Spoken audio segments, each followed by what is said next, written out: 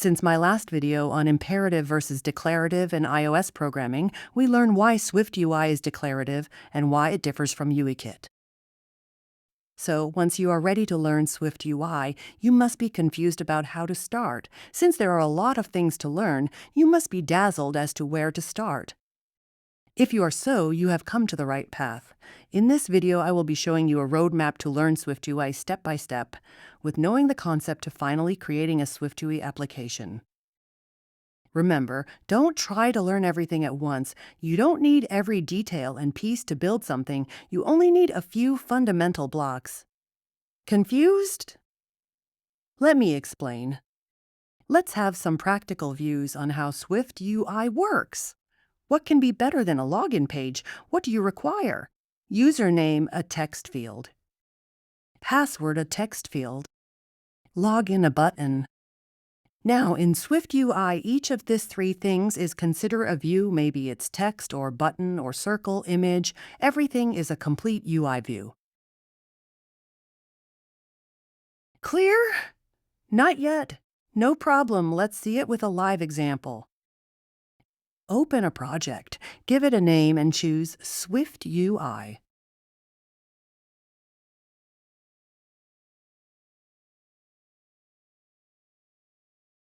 This is how a new project screen looks in SwiftUI. We got a default view structure, which includes an image and a text UI element. Let's update it according to our requirements. We require two text fields and a button as basic elements, along with some attributes for making the UI look user-friendly. Let's describe what we want in a declarative manner. Before we move forward, let's have a look at what we are going to learn. In this video, we will cover views, stacks, modifiers, and state. Once your concept on this is clear, we can move forward on state and data flow in the upcoming videos. Here, image and text are views, these are modifiers, and VStack are the stacks.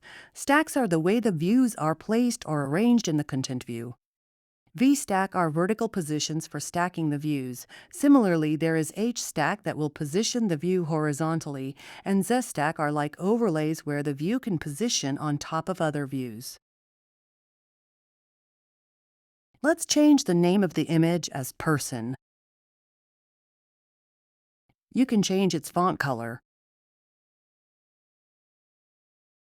We can resize or scale it and add a frame width and height.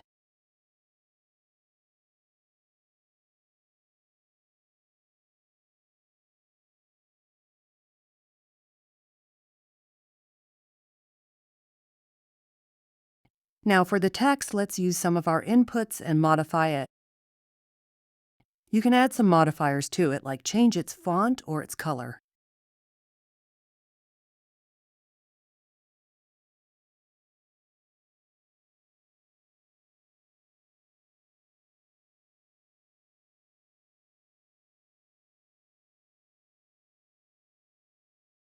You can add some padding to give some spaces.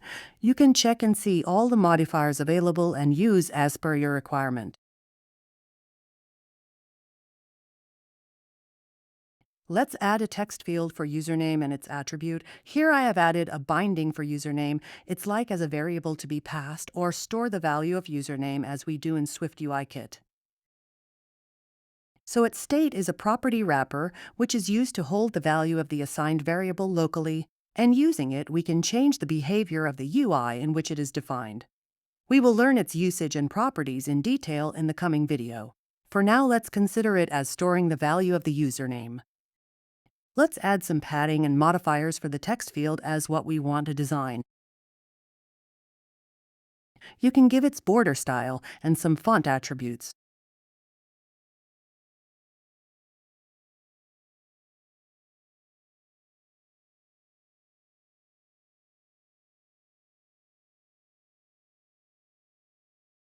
If you see some modifiers which are the same which we use in text as well as in text field, instead of repeating the lines of code, let's make a single one. We can make a custom modifier and move this lines of code there so that instead of repeating, we can just use the custom one. It's like the same struct as we use for making views, but instead of view, use view modifier and add the modifier which you want to use.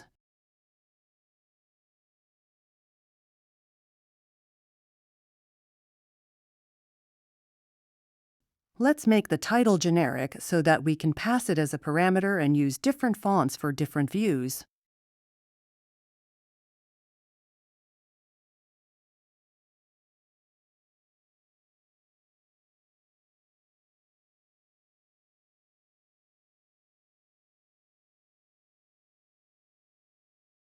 Once you create a view modifier, to use it we have to add in view. So let's extend the view and create a custom function where we can call the modifier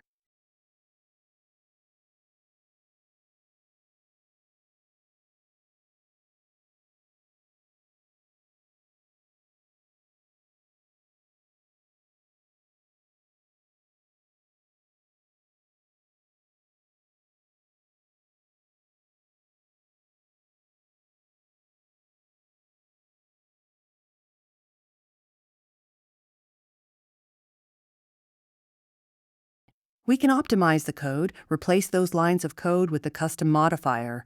You can change the font or use the default one which has been set.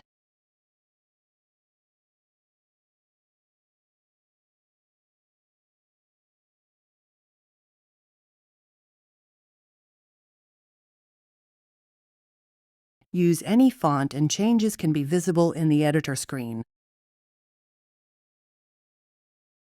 Duplicate the code for password and change as per your requirement. Add the state for storing password value, rest would be the same.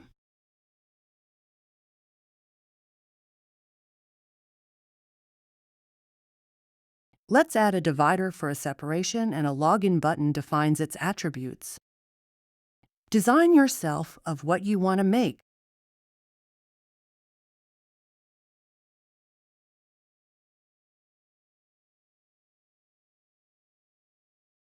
Gives its frame and color, and here everything is set for now as what we want.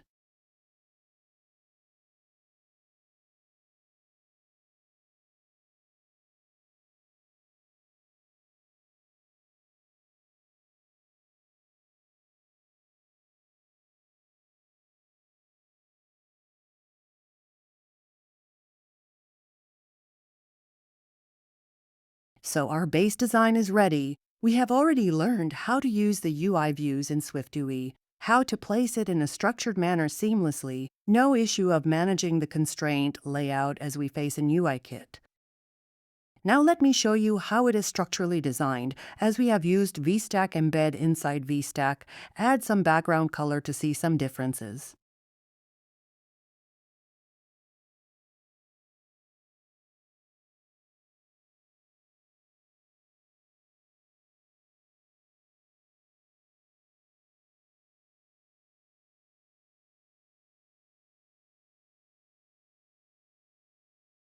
Here the black one is the inner stack and blue is the outer one, so let's add a Z stack so that the whole view can be used.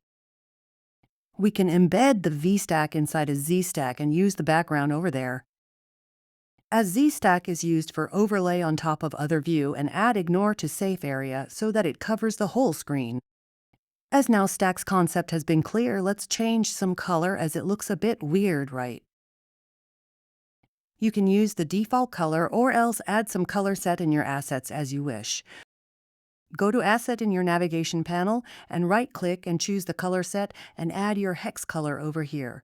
If you want a different color for dark mode, you can add here or else it will choose the default. Let's modify your code to add some gradient color.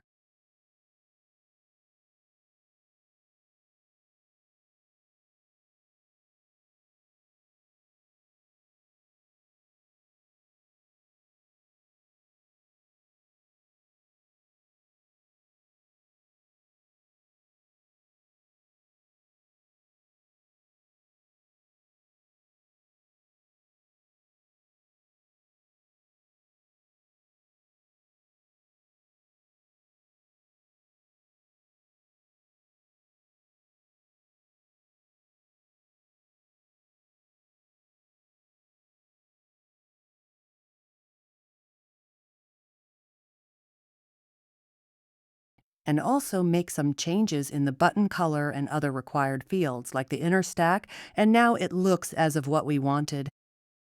Add some padding and font changes, and that's it.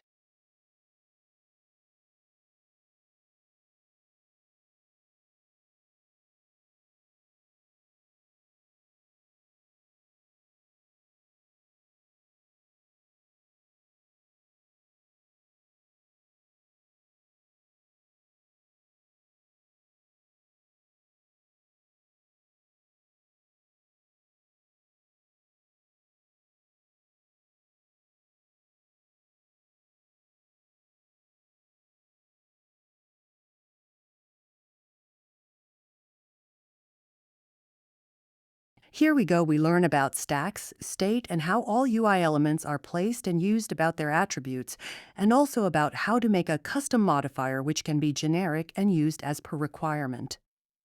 How to add color in assets and their use case. That's it in this video. I will be making my next video on property wrapper, that's the state, and its data change, data flow, and navigation. So stay tuned. Subscribe and like this video.